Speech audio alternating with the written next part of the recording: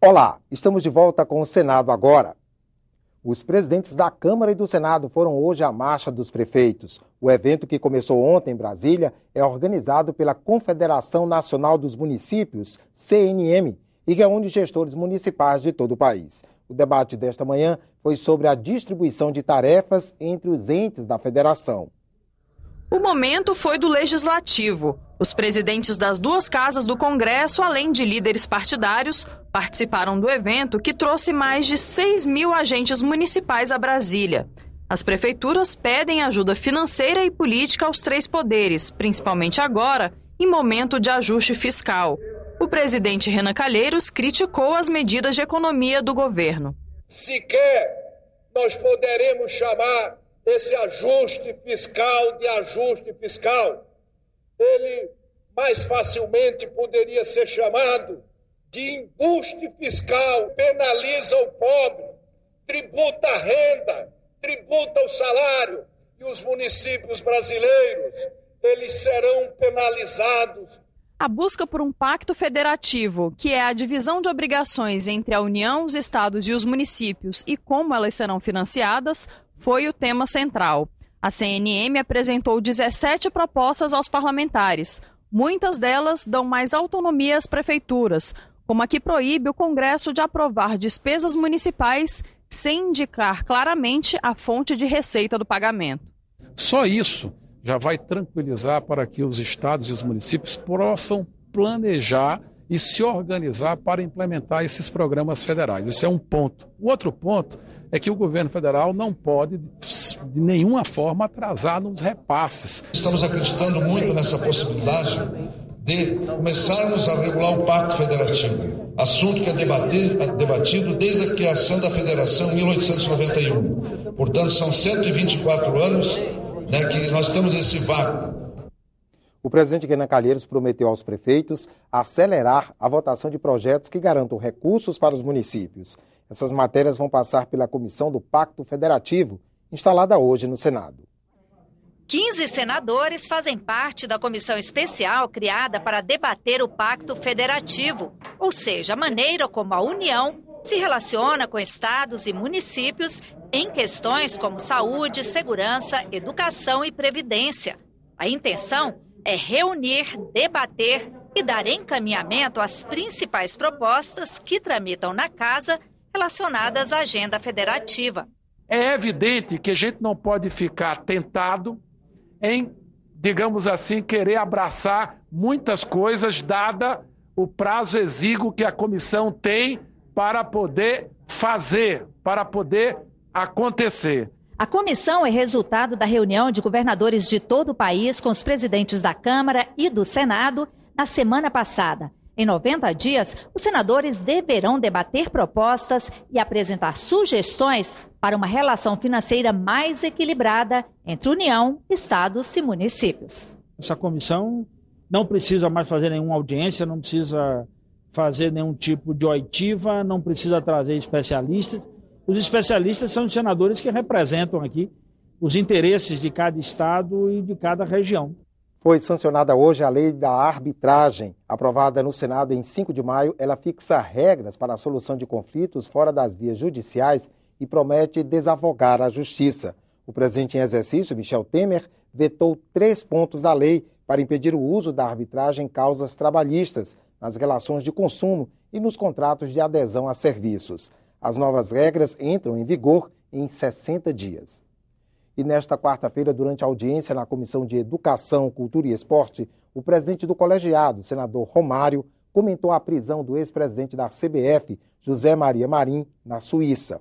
O parlamentar parabenizou a atuação da polícia. A comissão debateu a situação da modalidade no país. Eu espero que isso repercute positivamente e essas ações entrem definitivamente na América do Sul e no Brasil para a gente definitivamente limpar do nosso futebol esses corruptos, como, por exemplo, o Marco Polo Deonero, que é o presidente atual da CBF, e outros componentes que fazem parte não só da CBF, como de algumas confederações que sujam definitivamente o nosso futebol. Um dos motivos que o futebol feminino não vai para frente é porque realmente a CBF, que é a responsável por isso, ela nunca se interessou, porque até hoje o futebol feminino não dá lucro, não dá dinheiro. E onde não dá dinheiro, eles não podem roubar, não podem se enriquecer ilicitamente. Então, infelizmente, eles não apoiam como tem que fazer. A Comissão de Assuntos Sociais aprovou hoje um projeto que institui o auxílio-doença parental.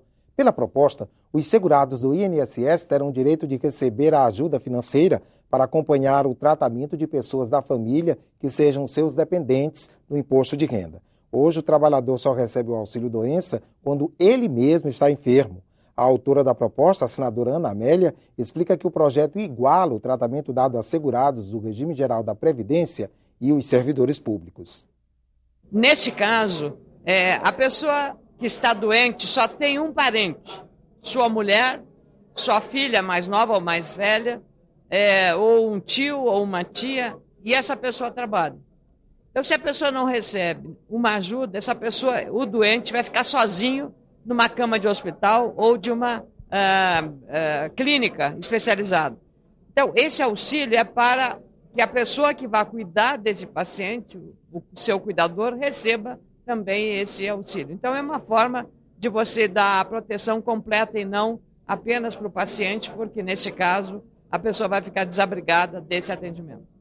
A racionalização do uso da água pode se tornar obrigatória para a administração pública federal. É o que determina o projeto de lei aprovado na Comissão de Desenvolvimento Regional e Turismo. Se a proposta aprovada na comissão virar lei, órgãos da administração pública federal serão obrigados a adotar providências para economizar água nos prédios sob sua responsabilidade. Projetos para a construção de novos edifícios terão 90 dias para se adaptar e projetos em andamento poderão fazer os ajustes necessários em até 1 ano após a entrada em vigor da lei. Os dirigentes podem ser condenados por crime de responsabilidade ambiental se não cumprirem as medidas previstas.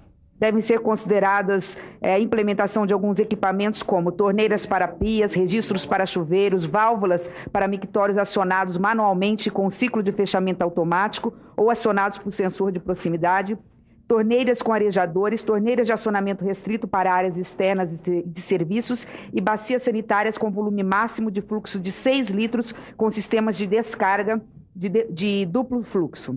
A comissão também aprovou o projeto de lei que pretende excluir a necessidade de aprovação do INCRA para parcelamento de imóveis rurais para fins urbanos. O INCRA é muito moroso, tem muito serviço no Brasil inteiro. E os municípios têm condições de fazer essa regularização com mais rapidez. Então esse é o grande objetivo, que dentro das cidades, essa regularização seja feita pelos municípios e não mais pelo INCRA. A Comissão de Infraestrutura aprovou nesta manhã, por 18 votos a 1, a indicação de Sérgio de Assis Lobo para o cargo de diretor da Agência Nacional de Transportes Terrestres. A indicação vai a plenário. Os senadores também aprovaram requerimentos para a realização de 2 audiências públicas, uma para discutir os efeitos da crise hídrica na educação e outra sobre os investimentos em infraestrutura e logística feitos hoje pelo governo federal. O senador Ataídes Oliveira, presidente da CPI que investiga irregularidades no Conselho Administrativo de Recursos Fiscais, o CARF, recebeu hoje de manhã em seu gabinete o delegado Marlon Cajado, da Polícia Federal, responsável pela investigação no órgão. O delegado e sua equipe trouxeram informações sobre o andamento das investigações. Desde 2008, o CARF já julgou recursos que somam 1 trilhão e 300 bilhões de reais. Os processos que ainda têm que ser julgados chegam a 565 bilhões de reais.